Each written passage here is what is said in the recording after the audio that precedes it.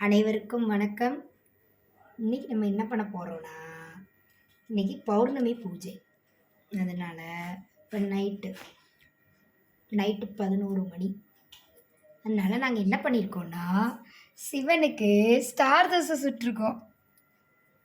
சூப்பரா. இது சிதம்பரம் நடராஜர் கோயிலுக்கு இந்த ஸ்டாச்சு எடுத்துகிட்டு போய் சிவன் பாதத்தில் வச்சுட்டு மறுபடியும் கொண்டு வந்து நல்லா பீதாம்பரி போட்டு க்ளீன் பண்ணிவிட்டு ஜொலிக்கிறார்ல சிவனு, ஜம்முன்னு இருக்காரா, க்ளீன் பண்ணிவிட்டு அப்புறம் தொடச்சிட்டு பொட்டு வச்சு விட்டு பூ வச்சு விட்டு இருக்கிற எல்லா அலங்காரமும் பண்ணிவிட்டு எல்லா சாமிக்குமே இந்த அலங்காரம் பண்ணிவிட்டு அப்புறம் இந்த தண்ணி பண்ணிவிட்டு அப்புறம் வாழை, முருகன், மீனாட்சி, சரஸ்வதி எல்லாருக்கும் அலங்காரம் பண்ணிவிட்டு அப்புறம் அவருக்கு குடிக்க தண்ணி வேறு. நாங்கள் தண்ணியில் கப்பு, இது தானே சிவனோட கப்பு, இதில் நான் என்ன பண்ணியிருக்கேன், துளசி போட்டு வச்சுருக்கேன். பியூரஸ்ட்டாக இருக்கும் தண்ணி அப்படின்றதுக்காக. நானே சில நேரம் தண்ணி குடிக்கும்போது தண்ணியில் துளசி போட்டு குடிப்பேன். அதே மாதிரி சிவனுக்கு வச்சுட்டேன். சிவா சாப்பிடுங்க. வர வர சிவன் ஒழுங்காகவே சாப்பிட மாட்டுறாங்கன்னு சொல்லிட்டு கைலாயத்துலேருந்து எங்களுக்கு கம்ப்ளைண்ட் வந்திருக்கு. அதனால் தாரணி ஊட்டினா தான் ஒழுங்காக சாப்பிடுவாங்களாம்மா. அதனால் சரி இன்றைக்கி ஊட்டி விட்டுருவோம். பாருங்களேன், நம்ம இப்படி கொண்டு போனோன்னா இந்த நிஜமாகவே சாப்பிட்ற மாதிரி இருக்குல்ல. இருங்களேன், இந்த பாருங்களேன் இப்படின்றனா அது அப்படியே வாய்க்குள்ளே எடுத்துக்கிற மாதிரியே இருக்குல்ல. சூப்பரா. ஏன் சிவன் மட்டும் எல்லாம் சாப்பிடும், எல்லாம் பண்ணும். உங்களுக்கெல்லாம் நம்பிக்கை வரமாட்டேது. ஒரு கல் கூட கடவுள் ஆகும் நம்ம நினச்சோன்னா. எல்லாமே நம்மளுடைய பக்தி தாங்க. நம்மளுடைய பக்தி முத்தி போச்சுன்னு வைங்களேன், ஒரு கல்லை கூட கடவுளாக்க முடியும். சீரியஸாக அந்த வேலையை இந்த உலகத்துக்கு அந்த வேலையை பண்ணுறதுக்கு அந்த உலகத்துக்கு நான் வந்திருக்கிறேன். பக்தி பக்தி பக்தி அதுதான் உங்களுக்கு வாழ்க்கையை கொடுக்கும். புரியுதுங்களா? இப்போ இந்த பக்தினால என்ன யூஸ்ன்னு நிறைய பேர் கேட்குறாங்க. அப்படி இல்லைங்க.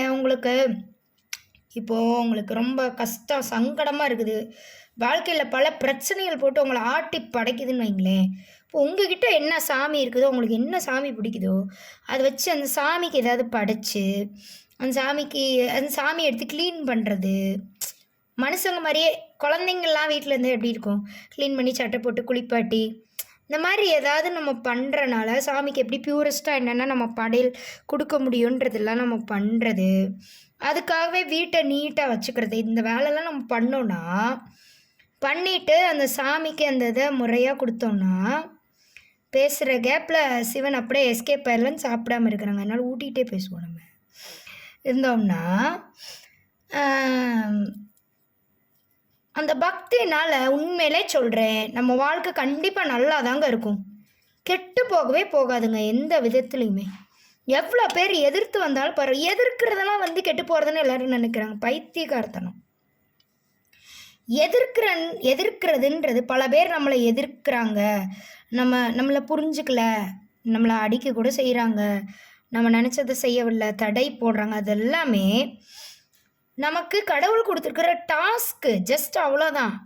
எதிர்க்கிறாங்கன்றதுக்காக கடவுள் நம்மளை கை விட்டுட்டாங்க அப்படின்னு நினைக்கவே கூடாது.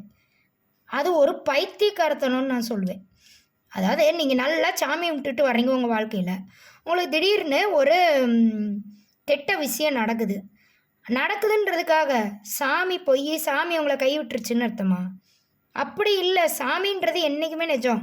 சாமி தான் நம்மளை படைச்சாங்கன்றது தான் நிஜம். எல்லாருமே மாயையில் மாட்டிகிட்ருக்கிறதுனால உங்கள் இஷ்டத்துக்கு பேசிட்டு சுற்றுறீங்க. அப்படிப்பட்ட சாமிக்காக நம்ம கொஞ்ச நேரம் டைம் ஸ்பெண்ட் பண்ணுறோம்ல நம்ம வாழ்க்கையில், அது நமக்கு என்றைக்குமே கஷ்டத்தெல்லாம் எடுத்துக்கிட்டு நல்லதை மட்டும்தான் கொடுக்கும்னு நான் சொல்கிறேன். என் வாழ்க்கையில் நான் அப்படித்தான் நம்பி வாழ்கிறேன். இன்றைக்கி கூட மனசு கஷ்டமாக இருந்துச்சு, எனக்கு ஒரு மாதிரி ஃபீலிங்காக இருந்துச்சா, சரி என்ன பண்ணலான்னு யோசிச்சப்போ பௌர்ணமின்னு தெரிஞ்சுக்கிட்டேன். டக்குன்னு எல்லாம் எடுத்து முடியவே இல்லை. நான் கீழே விழுந்து எனக்கு அடிபட்டுருச்சு. முடியல. அதோடயே தான் நான் வந்து எல்லாத்தையும் க்ளீன் பண்ணி இன்றைக்கி வந்து சிவனுக்கு வந்து ஊட்டி விட்டுறலாம். அந்த ஒரு பாட்டு சொல்லுவாங்களே, கிருஷ்ணா வந்தாச்சு நிலா வந்தாச்சு, அது மாதிரி என்ன செஞ்சாங்க, தாரணி தோசை சுட்டாங்க, ஊட்டி விட்டாங்க, அதனால சிவாவுக்கு வயிறு ஃபுல்லாச்சு. அப்படி சிவன் வந்து ஒரே ஃபீலிங்கில் இருக்காரம்மா. சரின்னு சொல்லிட்டு தான் என் தங்கம் எவ்வளோ அழகாக சாப்பிடுது பாருங்களேன், அழகு அப்படி சாப்பிடுது. இந்த ஒரு பாட்டு ஒன்று பாடுவாங்களே, பொன்மேனி அப்படின்னு சொல்லிட்டு, அது தெரில எனக்கு ஞாபகம் இல்லை. ஆனால் நான் கேட்டிருக்கேன் அந்த பாட்டு, மனப்பாடமாக ஞாபகம் இல்லை. அந்த சிவனை பார்த்தாலே எனக்கு அந்த பாட்டு பாடணும்னு தோணுங்க. சிரிப்பு அடக்க முடியாது. எந்த பாரி பாட்டு யாருக்கு பாடுற அப்படி சொல்லி எல்லோரும் என்னை கிண்டல் தான் பண்ணுவீங்க. ஆனால் எனக்கு தெரியாதுங்க. இது வந்து பொன்னம்பலத்தான். சிவன்னா இப்போ என்கிட்ட இருக்கிற நடராஜர் வந்து பொன்னம்பலத்தான் தானே. அதனால எனக்கு என்னமோ இந்த நடராஜரை பார்த்தாலே எனக்கு அது பாட்டு தோணும். பொன்மேனி அது மினுக்குதே ஏதோ சொல்லுவாங்கன்னு தான் நான் நினைக்கிறேன்.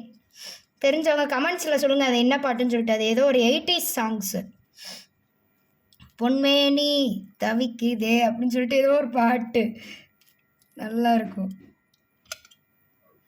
அப்படி நாங்களாம் வேறு மாதிரிங்க. நானே சிவனு ஜாலியாக இருப்போம். உங்களுக்கெல்லாம் எங்களுடைய லைஃப் ஸ்டைல் வந்து புரியாது பார்க்குறவங்களுக்கு. அப்படியே இருப்போம். ஸோ இந்த மாதிரிலாம் பண்ணுறனால நான் என் வாழ்க்கையில் நல்லா தான் இருக்கிறேன். அதனால யாராவது இந்த உலகத்தில் கஷ்டப்பட்டுட்டு ஏன் பிறந்தோம், ஏன் வாழ்கிறோம், சூசைட் பண்ணிக்கணும், இந்த வாழ்க்கையே பிடிக்கல, அந்த மாதிரிலாம் யாராவது நினச்சிட்டு இருந்தீங்கன்னா இந்த வீடியோலாம் பார்க்க வாழ்க்கைன்றது இவ்வளோ இருக்குதா, இவ்வளோ ஹாப்பியானதா? தாரணிக்கு மட்டும் என்ன கஷ்டமாக இல்லை சொல்லுங்கள். தாரணிக்கு அதான் சொல்கிறீங்களா, கீழே விழுந்து அடிபட்டு ரத்தம் ஒழுகிட்டு இருக்குது, எனக்கு காலில் புண்ணு, அப்புறம் மருந்து வச்சாச்சு, அதெல்லாம் பிரச்சனை இல்லை.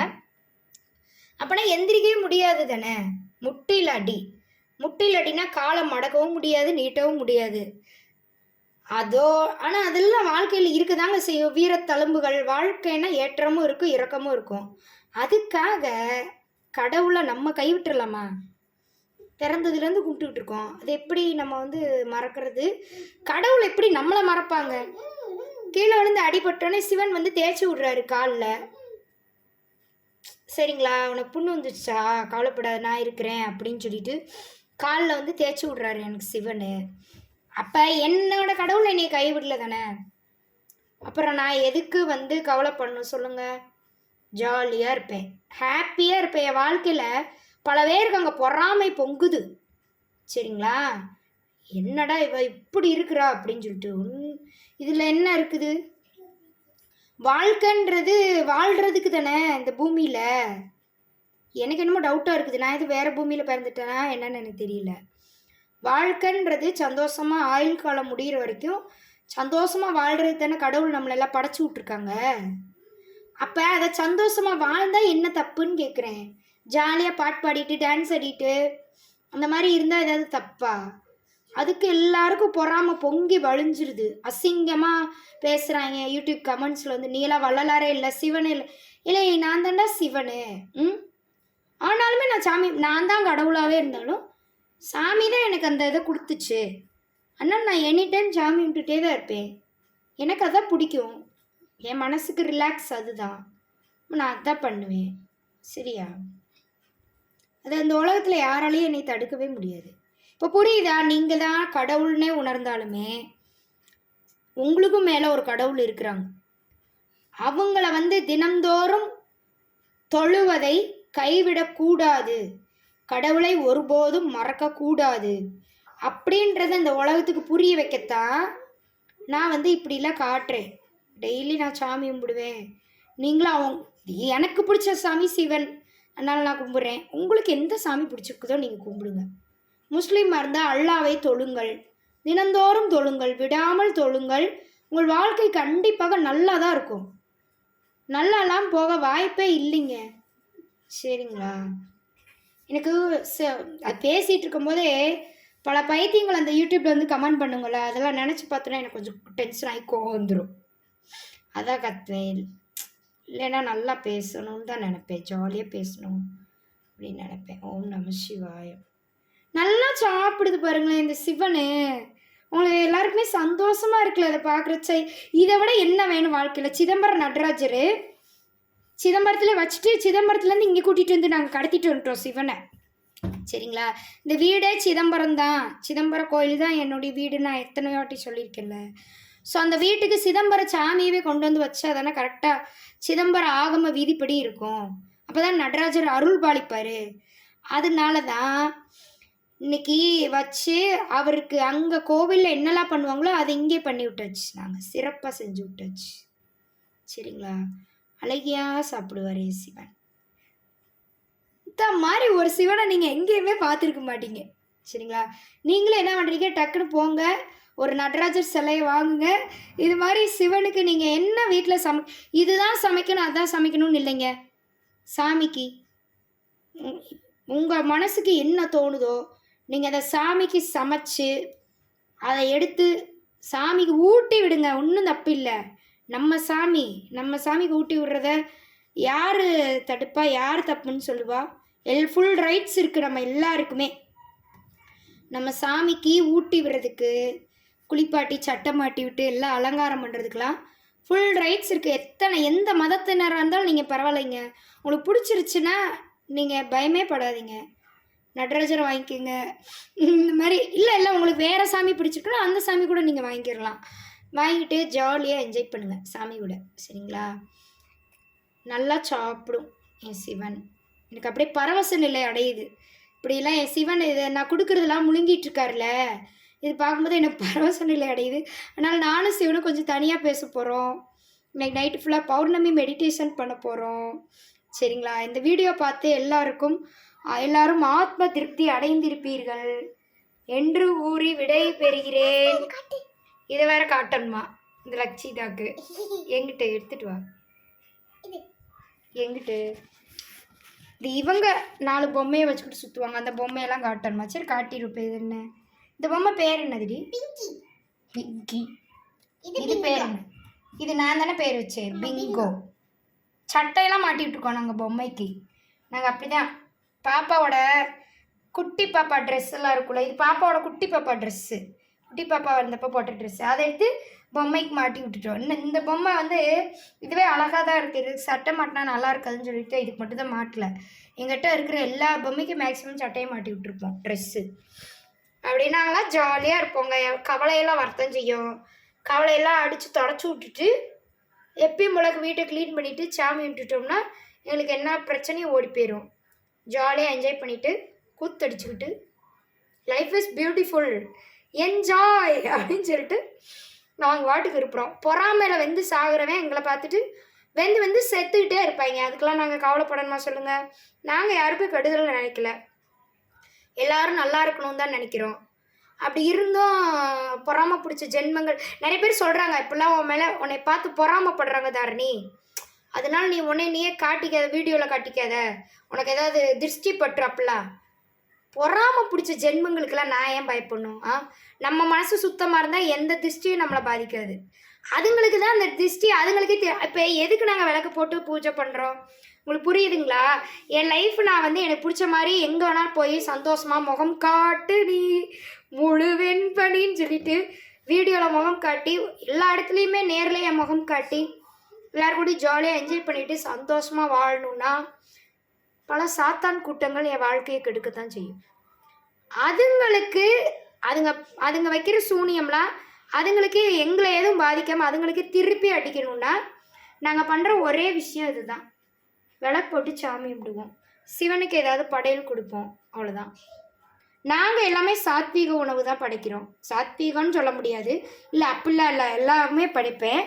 ஆனால் சைவ உணவு அப்படி சொல்லிக்கலாமா, சைவ உணவு தான் எல்லாமே படைப்போம். படைச்சு அப்பப்போ ஊட்டி விட்டுட்டு ஜாலியாக என்ஜாய் பண்ணிட்டு இருப்போம். இதனால நாங்கள் ரொம்ப சந்தோஷமாக தான் இருக்கோம். உங்களுக்கு பிடிச்சா நீங்களும் இந்த டெக்னிக்கை ஃபாலோ பண்ணி கஷ்டம் இருக்கிறவங்க நீங்களும் ஜாலியாக அவங்க வீட்டை வச்சுக்கிட்டு சாமி வீடு அப்படி சொல்லி விளக்கு போட்டுக்கிட்டு ஊட்டி விட்டுக்கிட்டு இருந்துக்கிட்டு இப்படிலாம் நீங்கள் பண்ணீங்கன்னா உங்களுக்கு குழந்தை வரம் இல்லாதவங்களுக்கு குழந்தை வரம் கிடைக்குங்க. கல்யாணம் ஆகி ரொம்ப வருஷமாக குழந்தை வரம் இல்லாதவங்களுக்கு ஒரு டெக்னிக் நான் சொல்கிறேன், சரிங்களா? கிருஷ்ணர் சிலை இல்லைன்னா சிவன் நடராஜர் சிலை, எந்த சிலை நீங்கள் இந்த சிலை தான் வாங்கணும்லாம் நான் சொல்ல மாட்டேன், அதில் வந்து கட்டாயப்படுத்த மாட்டேன். உங்களுக்கு எந்த சாமி சிலை பிடிச்சிருக்குதோ அந்த சிலையை வாங்கி வச்சுக்கிட்டு டெய்லி ஒரு அலங்காரம் மேக்கப் உங்களுக்கு எப்படி வேணாலும் மேக்கப் போட்டுக்கலாம். நீங்கள் கண்மை கூட போட்டுக்கலாம். உங்களுக்கு எப்படி பிடிச்சிருக்கோ நீங்கள் சாமி அப்படி வச்சுக்கோங்க. அதான் நான் சொல்லுவேன், பிடிச்சிக்கிட்டு கண்மை போட்டு சட்டை மாட்டி விட்டுக்கிட்டு என்ன வேணால் பண்ணிக்கலாம். பண்ணிவிட்டு சாப்பாடு வச்சு ஊட்டி விட்டு இதெல்லாம் பண்ணி பாருங்களேன். கொஞ்சம் பால் பாட்டில் எடுத்து பால் இந்த இடத்துல நீங்கள் வச்சுட்டு அது சாமிக்கு ஊட்டி விட்டு பாருங்களேன். கண்டிப்பாக நான் சொல்கிறேன், 1 வருஷத்துலேயே குழந்தை வரம் கிடைக்கும். ஏன்னா இந்த மாதிரி தான் நாளாக பாப்பா கல்யாணம் ஆகிட்டு ஃபஸ்ட் டைம் வந்து கலைஞ்சிருச்சு பேபி. ஸோ அதுக்கப்புறம் 3 மாதம் வந்து பேபி இல்லை. ஆனால் நாங்கள் வந்து விரும்பினோம் குழந்தை வேணும் அப்படின்னு சொல்லிட்டு. அந்த டைம்லலாம் நான் இதான் பண்ணேன், எனக்கு வேணும்னு நான் விருப்பப்படுறேன், அதனால நான் வந்து சாமி பூஜை இந்த மாதிரிலாம் பண்ணுவேனா, இதான் நான் பண்ணுவேன், சரிங்களா? இப்போ தான் இந்த சிலை, அப்போலாம் வந்து வேறு மாதிரி இருக்கும் எங்கள் வீடு இதே வீடு தான். எதையாவது சாமிக்கு படைச்சிக்கிட்டு பூவில் தண்ணியில் பூ போட்டுக்கிட்டு சாமி கும்பிட்டுட்டு மந்திரங்கள்லாம் படிப்பேன் உட்காந்து படிச்சுக்கிட்டு ஜெபிச்சுக்கிட்டு எனி டைம் அப்படியே இருந்துக்கிட்டு கொஞ்ச நேரம் தான், அது முடிச்சுட்டு வெளியே போய் ஜாலியாக விளாடுவேன் வைப்பேன். சின்ன பிள்ளைங்க கூட விளாடுவேன், ஜாலியாக இருப்பேன். அப்புறம் ஹஸ்பண்ட் நான் எங்கேயாவது வெளியே போவோம் வைப்போம், இந்த மாதிரி ஜாலியாக இருப்போம். சாமியை வந்து தொழுவதை நாங்கள் கைவிடவே இல்லை. அதே மாதிரி கரெக்டாக 3 மாதத்தில் வந்து பாப்பா வந்து வயிற்றில் நின்றுச்சு, குழந்தை வரம் கிடச்சிருச்சு. அதனால் நீங்கள் உங்களுக்கு குழந்தை வரம் இல்லை ஆனால் வேணும்னு சொல்லி விரும்புகிறீங்க அப்படின்னா நீங்கள் வந்து ட்ரை பண்ணுறது பண்ணிகிட்டே இருக்கணும் உங்கள் வீட்டில், சரிங்களா? அதுக்கப்புறம் சில டெக்னிக்ஸ் இதெல்லாம் எக்ஸ்ட்ரா ஃபிட்டிங்ஸ் மாதிரி. சாமிக்கு இந்த மாதிரி பண்ணுறது எல்லாமே ஊஞ்சல் போட்டு சில பேர் ஆட்டுவாங்க, குட்டியாக ஊஞ்சல் வாங்கி அதில் சாமி உட்கார வச்சு ஆட்டுவாங்கன்பாங்க. அதெல்லாம் வந்து தாராளமாக பண்ணலாம். உங்களுக்கு என்ன பிடிச்சிருக்குதோ நீங்கள் அதை பண்ணிங்கன்னா கடவுள் உங்களுக்கு குழந்தை வரம் இருக்குதுன்னு எழுதி வச்சுட்டாங்கன்னா அது நிச்சயமாக கிடைச்சிரும். அதையும் மீறி குழந்தை கிடைக்கலனா அந்த சாமியவே குழந்தைய தத்தெடுத்துக்கங்கன்றேன், சரியா? விதியை வந்து நம்ம மாற்ற முடியாது. ஸோ மனசு ஏற்றுக்கிறது தான் இந்த உலகம்ன்றதே, ஏற்றுக்கக்கூடிய பக்குவ நிலை அடையிறது இந்த உலக வாழ்க்கைன்றது. ஒரு சிலருக்கு சில வளங்கள் கிடைக்கும், ஒரு சிலருக்கு கிடைக்காது. அதை கண்டு நம்ம பொறாமைப்படக்கூடாது, சரிங்களா?